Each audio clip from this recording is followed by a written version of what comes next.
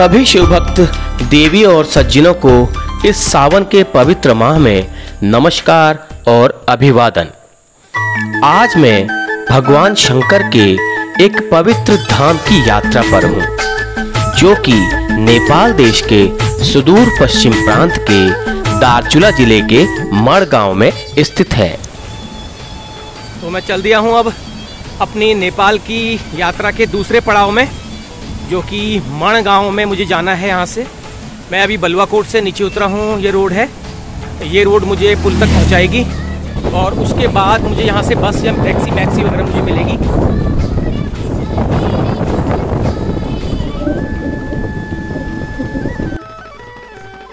ये पैदल रास्ता है, ये जाएगा पार और वहाँ से मुझे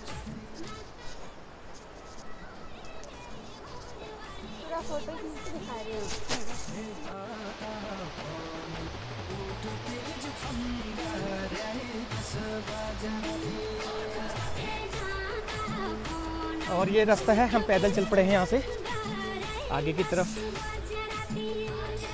और मेरे संगी यात्री जो मेरे साथ जाएंगे,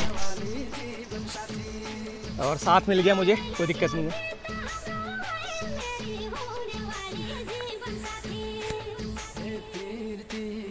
ये पहला गांव नेपाल का, इसका क्या नाम है दाजू?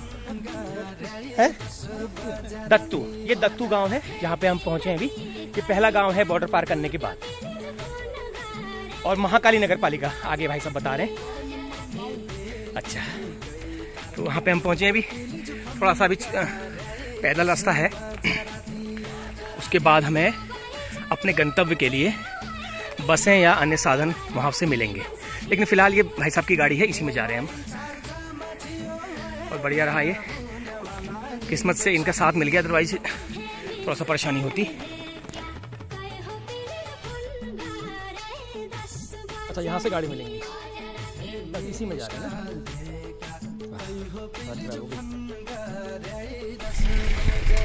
और मैं इस वक्त बैठ गया हूँ टैक्सी में।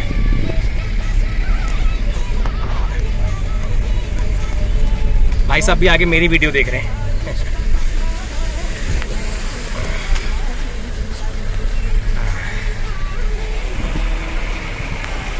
तो हम पहुंच गए हैं अभी मिल खेत। ये गाड़ी से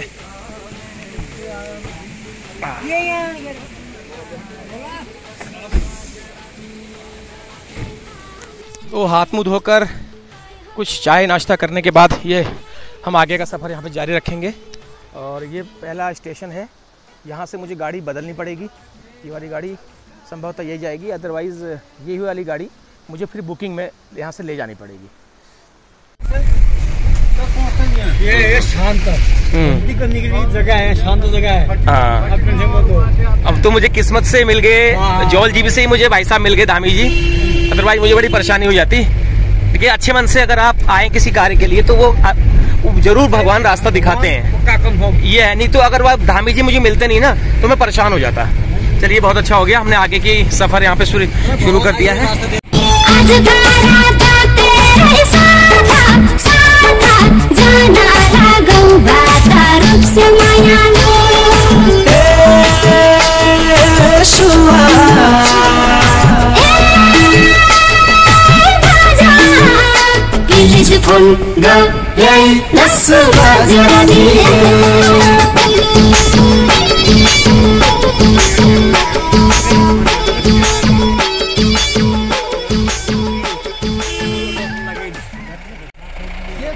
ये कौन सा स्टेशन आ गया?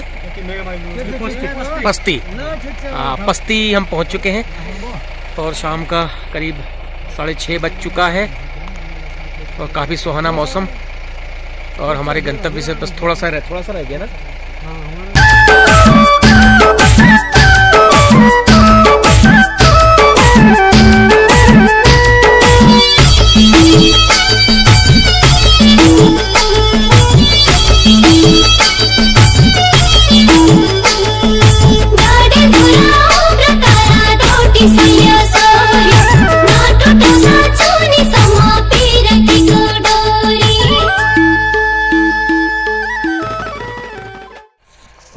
पहुंच गए हैं अपने गंतव्य पर, और जहां पर हमें जाना था, और गाड़ी ने हमें यहीं पे उतारा है। और इससे आगे मेरा रहने का इंतज़ाम। यह है मल्लिकार्जुन मंदिर का गेट। यहाँ पर एक बहुत बड़ा प्राचीन मंदिर है, मल्लिकार्जुन मंदिर। इसके बारे में मैं आपको बाद में जानकारी दूंगा। तो फिलहाल मैं अभी आराम करता हूँ थोड़ा, उसके बाद मैं रात को कुछ और आपको जानकारी दूंगा। जो है वो ले जाके हमारे मतलब ठीक जगह पर पहुंचा दोगे जी। नहीं, मैं तो सर नीचे भी आप बिछा देते, मैं यहीं सो जाता, कोई दिक्कत नहीं है। आपने बहुत बढ़िया व्यवस्था। तो यहाँ पर हो गई है व्यवस्था रहने की। इससे अच्छा कुछ हो ही नहीं सकता। एक दूसरे देश में, दूसरे मुल्क में इससे बेहतर व्यवस्था मेरे ख्याल से नहीं हो सकती है जो मेरे लिए कराई गई है। और अभी खाने बनने में थोड़ा देर थी तो मुझसे रहा नहीं गया, और मैं बेचैन हो गया उस तीर्थ को देखने के लिए जिसे मल्लिकार्जुन धाम कहते हैं। ये मेरे सामने है, बहुत ही भव्य अलौकिक मंदिर है।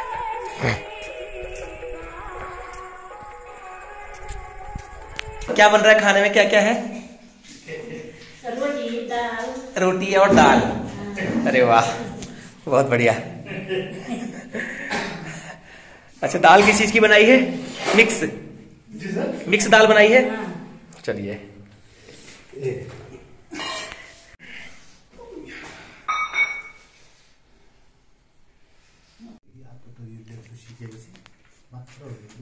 पढ़ो पढ़ो पढ़ो।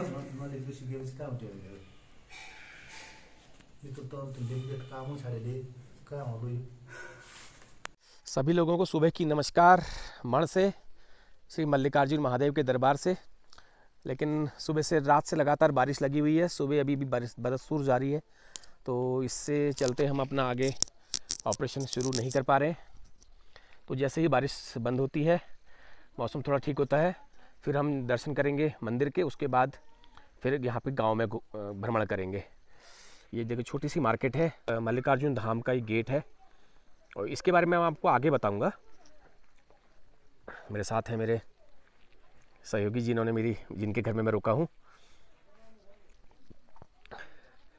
ये चाय पानी के होटल्स हैं।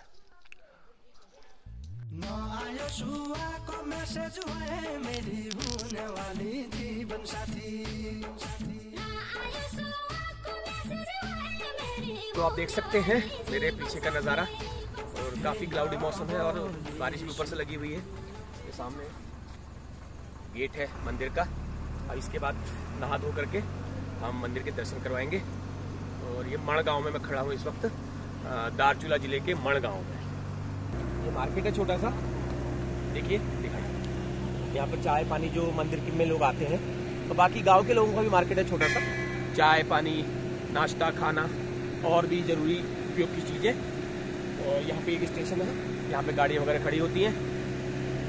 ग्राउंड से ये जो रोड जाएगी, ये बता रहे हैं आगे नीचे कालिका को मिल जाएगी, जो हमारा तो पिथौरागढ़ जिले में कालिका पड़ता है, ये रोड वहाँ मिल जाएगी। तो इस वक्त नहा धो करके मैं अब मंदिर के दर्शन की तैयारी में, और तब तक मैं आपको यहाँ का नज़ारा दिखा देता हूँ।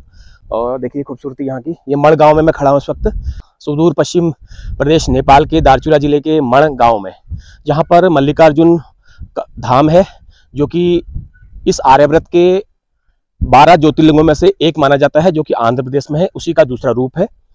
और इसके बारे में आपको बाद में जानकारी दूंगा थोड़ी सी, और लेकिन मैं आपको तब तक थोड़ा सा यहाँ के प्राकृतिक नज़ारे दिखा देता हूँ। और देखिए बरसात के बाद बारिश थोड़ा रुक गई है, और खूबसूरती के मामले में मैं कहूँ तो हमारे उत्तराखंड से कहीं भी कम नहीं है नेपाल। लेकिन जिस जगह पे मैं आज खड़ा हूँ वो अपने आप में मानो एक अद्वितीय खूबसूरती है, जिसका कोई जवाब नहीं है। मैं अपने शब्दों में इसको व्यक्त नहीं कर सकता। आप देख सकते हैं कि क्या यहाँ की प्राकृतिक सुषमा है। नेपाल देश में प्राकृतिक सुषमा में कहीं से कहीं तक कमी नहीं है। तो अब मैं मंदिर के दर्शन की ओर आपको ले जाता हूँ।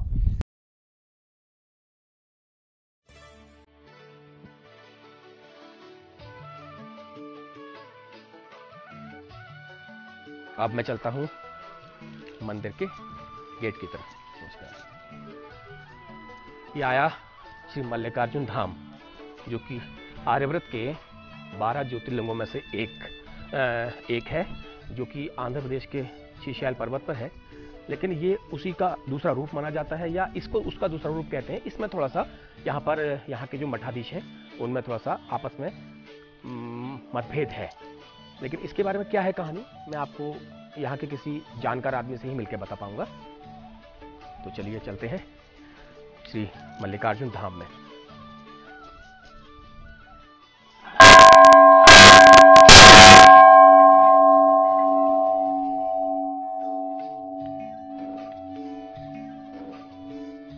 जो कि इस आर्यव्रत के 12 ज्योतिर्लिंगों में से एक है, उसी का रूप है जो हमारे भारत में है।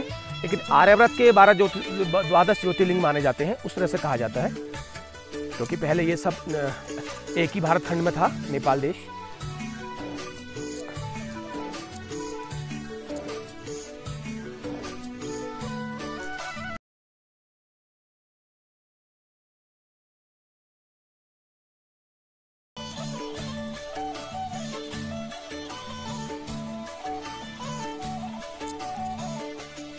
आज का दिन बहुत अच्छा है, आज का मौसम बहुत अच्छा है, और आज ये महीना बहुत अच्छा है। तो एक सौभाग्य है या एक इत्तेफाक किसे कहिए, वही सौभाग्य है जो मुझे इस धाम में लेकर आ गया।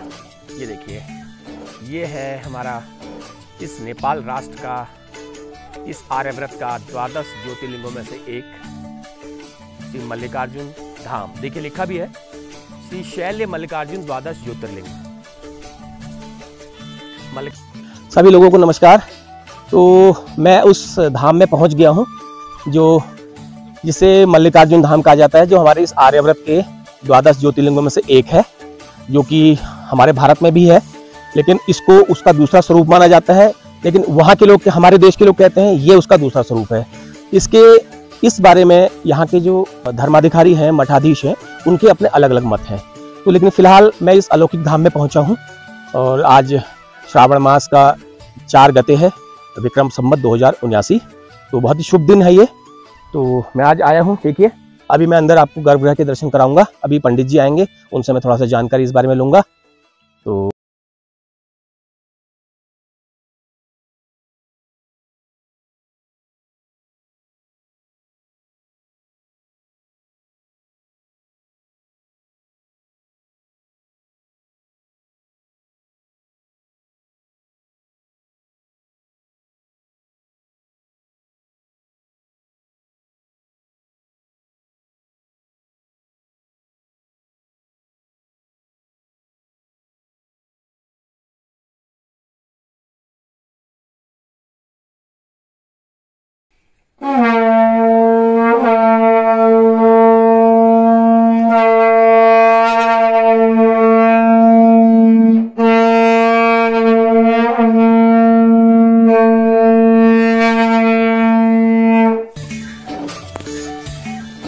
जय हो मल्लिकार्जुन महादेव।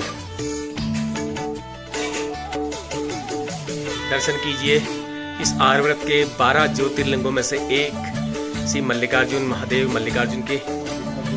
इसके अंदर हम जाने के लिए अधिकृत नहीं हैं, सिर्फ पुजारी जी ही जा सकते हैं, लेकिन हमने दूर से दर्शन कर लिए, यही हमारा महासौभाग्य।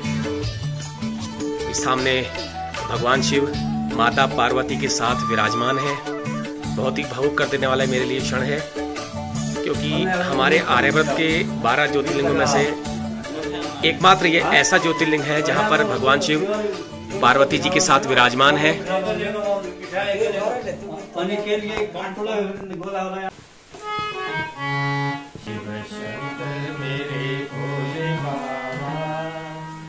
जगह तेरा जलवा नहीं है, कि जगह तेरा जलवा नहीं है।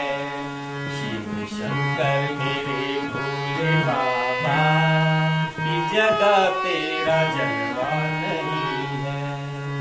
शिव शंकर मेरे भोले बाबा, कि जगह तेरा जलवा नहीं है, कि जगह तेरा जलवा नहीं है, कि जगह तेरा जलवा नहीं है।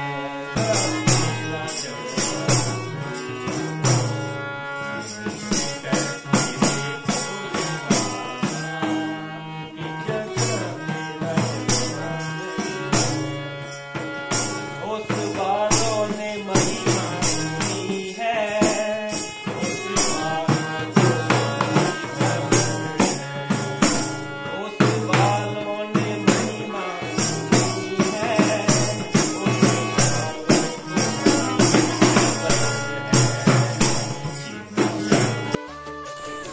स्कंद पुराण मानस खंड के अनुसार किसी समय सदाशिव भगवान शंकर और जगत जननी पार्वती एकांत स्थल में बैठकर आध्यात्मिक चर्चा करने हेतु पार्वती जी की इच्छा अनुसार हिमालय के अनेक रमणीय स्थानों का विचरण करते करते यहाँ पहुँचे।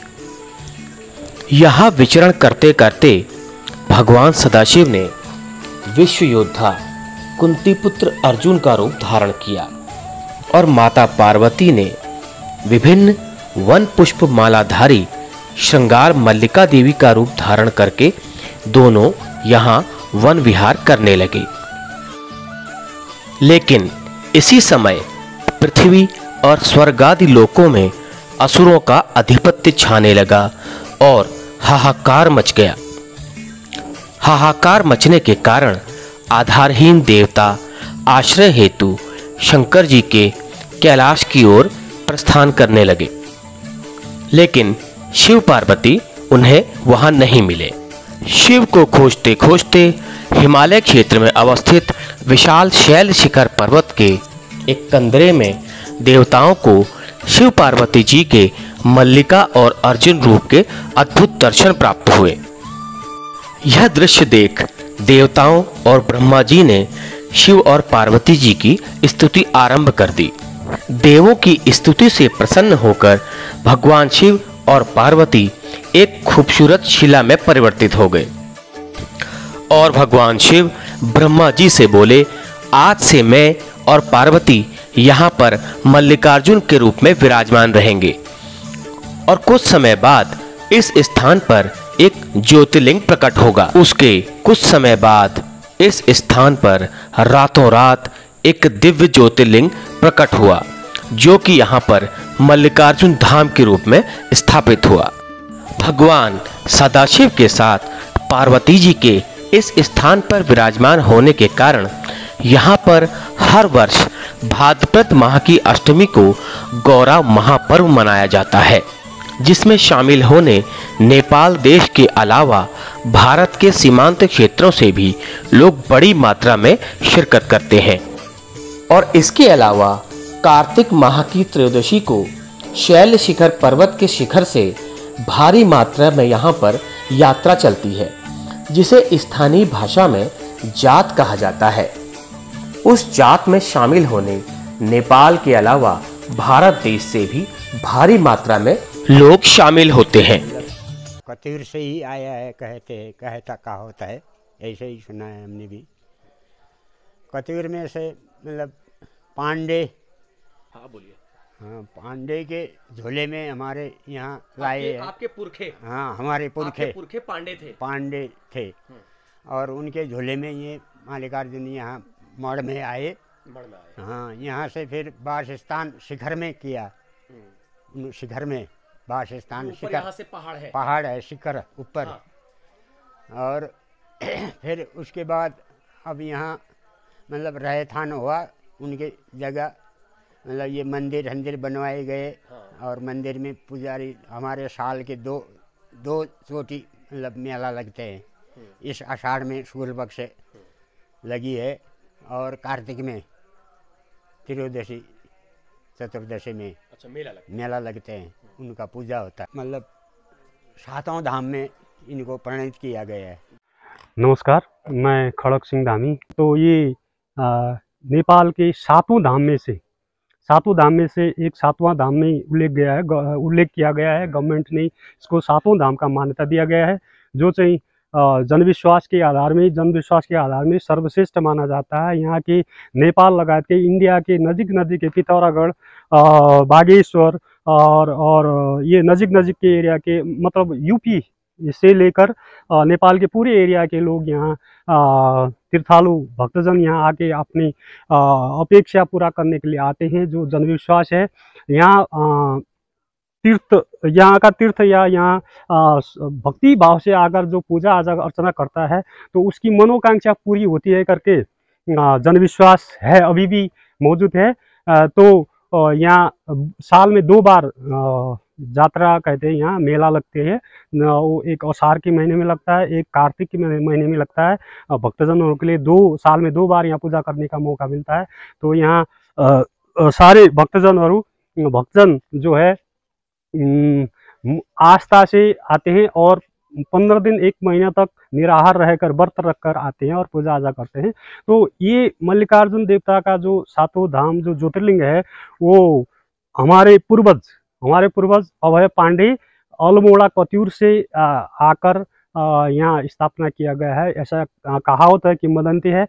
तो उसमें जो अल्मोड़ा में हमारे पूर्वज जो आए हैं, वो वहाँ हिंदू धर्म पर जो अत्याचार हुआ, तो वो अत्याचार न सह कर धार्मिक हिसाब से अपवित्र होने की वजह से यहाँ आकर शांत एरिया में आकर यहाँ आकर बैठे।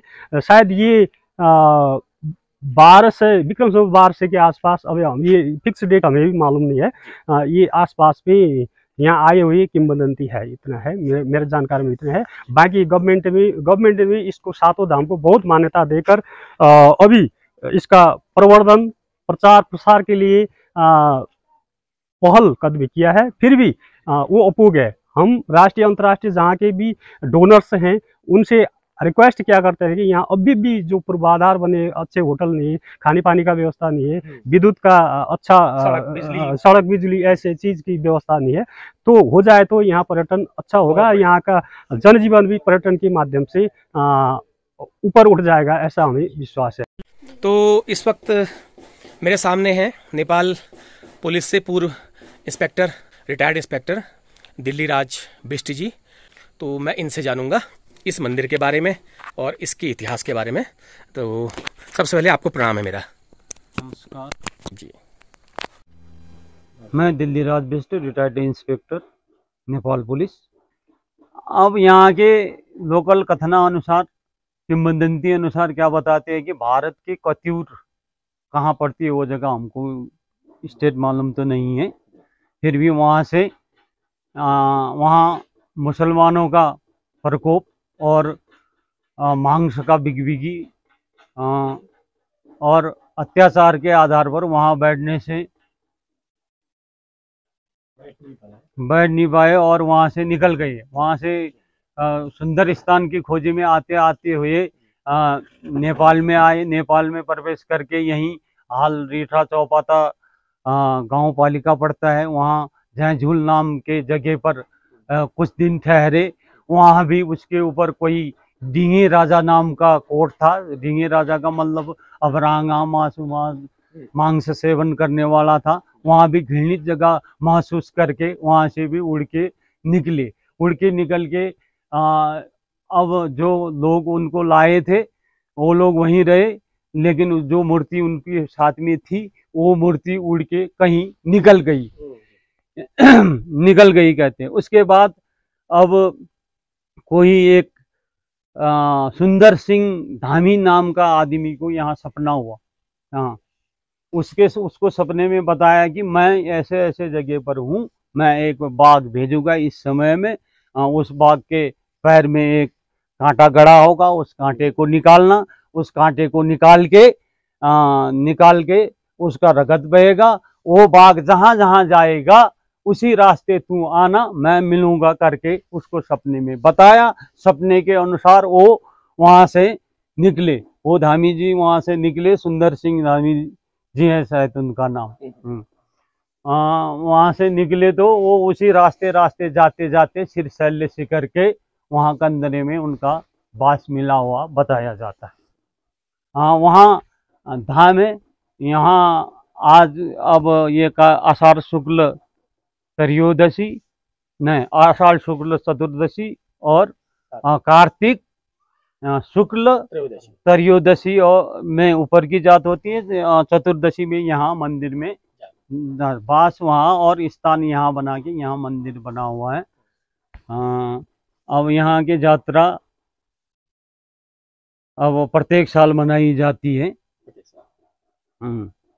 अब यहाँ की यात्रा में दमा बाजा गाजा, अब यहाँ बलि नहीं होती शिव जी के मंदिर में। हाँ, ऐसा ही है। अब इससे आगे क्या बताएं आप? बहुत सुंदर जानकारी दी। तो ये थे मेरे साथ नेपाल नेपाल पूर्व प्रहरी संगठन, जिसे नेपाल पुलिस कहा जाता है, उसके पूर्व इंस्पेक्टर साहब दिल्लीराज बिष्ट जी। तो बहुत बहुत धन्यवाद करता हूं मैं आपका, आपने मुझे इतनी सुंदर जानकारी दी। और मैं चाहता हूं अपनी वीडियो के माध्यम से इस मंदिर का, इस धाम का ज़्यादा से ज़्यादा प्रचार प्रसार हमारे देश में भी हो और लोग भी जाने। और क्योंकि आज तक सिर्फ हमारे ही देश का मल्लिकार्जुन लोग जानते थे, इस मल्लिकार्जुन धाम को लोग नहीं जानते थे। ठीक है, बहुत बहुत धन्यवाद आपका। तो ये तो थी इस स्थान के पौराणिक इतिहास की जानकारी। तो अब मैं थोड़ा आपका परिचय इस मड़ गांव के लोगों से करवा देता हूं, क्योंकि इतना दूर आने के बाद अगर इस गांव के लोगों से आपका परिचय नहीं करवाया तो मेरी यात्रा अधूरी सी रहेगी। तो चलिए एक चक्कर मारते हैं इस गांव की तरफ। नमस्कार। हाँ, यहाँ पर गांव तो काफी अच्छा है। तो खेती बाड़ी ज्यादातर क्या होती है यहाँ पे? आप मकई, गेहूं, धान। अच्छा, मक्का ज्यादा बोते हैं। मुझे लग रहा है मक्का ज्यादा यहाँ पे बोई जाती है, क्योंकि ये सीजन में मकई हुन्छ। अच्छा, इनको सीजन में गेहूं। अच्छा, गर्मी के सीजन में गेहूं और इस सीजन में मक्का। मक्का के बाद जाड़ों में क्या फसल होगी? धान धान भी होते हैं। अच्छा, मडवा आप लोग नहीं बोते? अच्छा, ये मक्का ज्यादा बोया जाता है यहाँ पे। तो ये अपने खाने के लिए या पशुओं के चारे के लिए या बेचने के लिए भी? अपने खाने के लिए हुन्छ, थोड़ा बहुत बेचने के लिए। अच्छा, थोड़ा बहुत बेचने के लिए भी होता है, थोड़ा बहुत अपने खाने के लिए भी होता है। चलिए, बहुत अच्छी बात है। और तो मैं आज यहाँ आया था, तो मैंने काफी अच्छा, मुझे बहुत अच्छा लगा। बहुत ठीक ठाक है। अच्छा, तो आप ये ऊपर शिखर पे गए हैं कभी? गए। अच्छा, कैसा है वहाँ पर? ठीक है, एकदम बढ़िया। अच्छा, मैं तो जा नहीं पाया क्योंकि मैं उसके लिए पात्र नहीं हूँ ना। तो मैं अभी उसके लिए कुछ नियम कानून होने चाहिए, तो मैं उसका पात्र में नहीं हूँ। व्रत रखना पड़ता है, चोखा और भूखा रहना पड़ता है, तब दर्शन होंगे। नहीं तो उसके अदरवाइज वो आदमी जा ही नहीं पाएगा। वो आदमी जा ही नहीं पाएगा अगर जो व्रत रख के नहीं जाएगा, उसको कुछ न कुछ बाधा आ जाएगी, वो नहीं जा पाएगा। बाटा रुक, आधे रास्ते में रुक जाएगा, आंखें उसकी बंद हो जाएंगी। ये बहुत बड़ी शक्ति है। तो ये बात मैं बताना चाह रहा था, आंटी ने बहुत उससे बता दिया। आपका नाम? मेरा नाम पार्वती धामी। पार्वती धामी जी। अच्छा, ब्राह्मण है आप। चलिए, बहुत अच्छी बात है। तो आप ही के पूर्वज इसको लेके आए थे, जो इस शिला को हमारे कतियूर अल्मोड़ा से लेके आए थे, आपके पूर्वज लेके आए थे। आपके पूर्वज भी पांडे थे, आपको मालूम है? हाँ। चलिए, बहुत बहुत धन्यवाद आपका। नमस्कार। हाँ, तो सभी लोगों को सुबह की नमस्कार। इस मल्लिकार्जुन गांव सभा से, जिसे मड़ गांव कहते हैं, जो सुदूर पश्चिम प्रदेश नेपाल के दार्चुला जिले में है। तो इस धाम में मैं कल आया था, वो मेरा जाने का समय है यहाँ से। तो जाते जाते मैं कुछ आखिरी प्रस्तावना आपको देना चाहूँगा। तो ये मल्लिकार्जुन महादेव नेपाल के 7 धामों में से एक इसे घोषित किया है। और इसका जो मूल है वो ऊपर दिखाई दे रहा है, शैल शिखर, इसमें है। इसकी जो मूल शिला है वो वहाँ पर है। तो जाते हैं साल के 12 महीने लोग अपनी अपनी मनोकामनाएं मांगने जाते हैं, एकाकी व्रत रखकर, एकाकी और अपनी और मर्यादाओं का पालन करके जाते हैं। और काफ़ी लंबे, करीब 5-7 किलोमीटर की खड़ी चढ़ाई पे ये शैल शिखर है, पे वो शिला स्थापित है, गुफा में कहते हैं। तो वो भी काफ़ी दिव्य स्थान है। अच्छा, ये वाला घर भी आपका है? नीचे वाला? ये नीचे वाला नार पल्ला जिसमें सोलर लाइट लगी है। सोलर को प्लेट। अच्छा, वो आपका है? मेरा। अच्छा, तो ये बताइए, गांव में बिजली वगैरह की क्या है? बिजली ऐसी रहती है? अच्छा, जब मौसम होता है तो ऐसी खराब रहती है, बिजली तो आती है। चलिए, अच्छा है। और गाय भैंस वगैरह क्या है आपके? गाय भैंस है तो चारा वगैरह तो हो ही जाता है। चलिए, दूध देती है गाय? बाजार बेचते ना, घर खाने को। अच्छा, घर के लिए ही होता है, बाजार नहीं बेचते हैं। चलिए, ठीक है, फटाफट पहुंचा दो। और ये छोटे से बच्चे आरू चूरते हुए स्कूल के बच्चे हैं ये मेरे लिए आरू ले आई। वाह भाई वाह, क्या बात है। अरे वाह, मैं तो मजाक किया था, सच में ले आई। लाओ, शाबाश। इतने सारे क्या करूंगा। चलिए, क्या नाम है आपका? है? सूर्या। सूर्या। आगे पूरा सूर्या धामी। और आपका? स्कूल पढ़ते हो? आज क्यों नहीं गए? किस बात की? अच्छा, बरखा की छुट्टी है। अच्छा, ये पेड़ किसका है? अच्छा, पेड़ इन्हीं का है। अच्छा अच्छा अच्छा, चलिए कोई बात नहीं।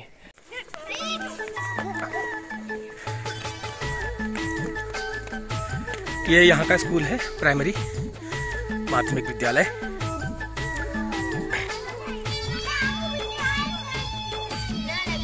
काफी साफ सुथरा और बच्चे आए हैं अभी। आज जैसे बता रहे हैं बारिश की वजह से छुट्टी घोषित करी गई है, लेकिन ये लोग मेरे ख्याल से ट्यूशन पढ़ने आए हैं। बच्चों, ट्यूशन पढ़ने आए हो, स्कूल आए हो? ट्यूशन? अच्छा, ट्यूशन पढ़ने आए हो ना? स्कूल की छुट्टी है आज। चलिए ठीक है। ये भी 6 में पढ़ती हैं? अच्छा अच्छा। आपका क्या नाम है? हाँ, गरिमा। और आपका? आपका आपका आपका आपका? सुनीता पुष्पा। तो अब वो पल आ गया है यहाँ से विदा लेने का, इस जगह से। और नमस्कार है, प्रणाम है इस धाम को। और काफ़ी लोग मेरे मददगार मिले, बहुत सहयोगी लोग मिले, काफ़ी मुझे यहाँ पे सपोर्ट मिला लोगों से। और मैं सबका बहुत बहुत धन्यवाद करना चाहता हूँ। और ख़ासकर शंकर सिंह धामी जी का, जिन्होंने मेरे रहने की व्यवस्था करवाई और मेरे खाने पीने की व्यवस्था करवाई। तो इनका मैं बहुत बहुत आभार व्यक्त करता हूँ। मेरे सामने खड़े हैं। और इंस्पेक्टर साहब, इनका भी बहुत बहुत आभार व्यक्त करता हूँ। और बहुत बहुत धन्यवाद आपका। फिर मुलाकात होगी आप लोगों से। चलिए, मैं इसी बात के साथ अपनी बात को, यात्रा को यहीं पर समाप्त करके और यहाँ से विदा लेता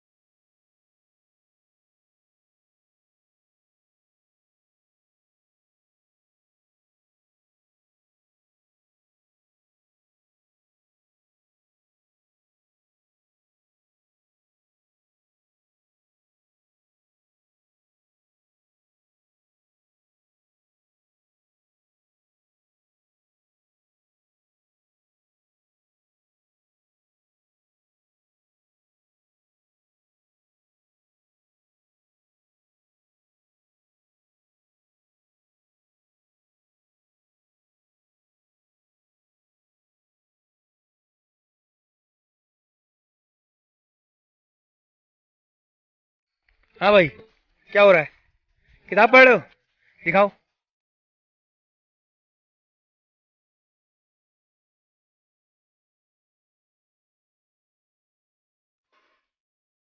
बहुत बढ़िया, अच्छा है।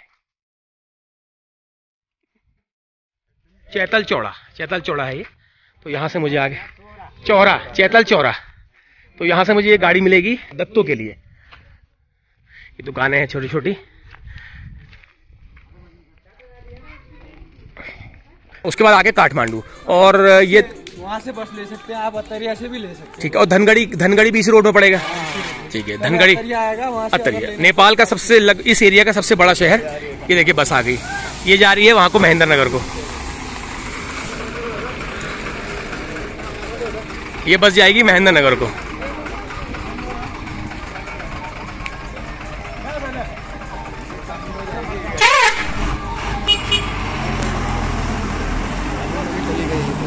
है ये बस काठमांडू को ये बस चली गई। क्या बात है, बहुत बढ़िया।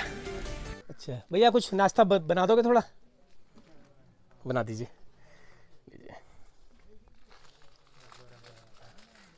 थोड़ा पेट पूजा, भैया कुछ काम कर रहे हैं अभी। तो हमारे इंडिया की तरह यहाँ पर दाल चावल रोटी सब्जी पराठा नहीं मिलता। यहाँ पर आपको फास्ट फूड से ही काम चलाना पड़ेगा। अब थोड़ा पेट पूजा कर ली जाए और उसके बाद यहाँ से गाड़ी आएगी, उसमें वापस जाएंगे हम। और मेरी यात्रा आज यहीं पर समाप्त होती है इसी के साथ। और आप सभी से निवेदन है कि इस वीडियो को ज़्यादा से ज़्यादा लाइक करें, शेयर करें, कमेंट करें और इस मल्लिकार्जुन धाम की महिमा को दूर दूर तक पहुँचाएं।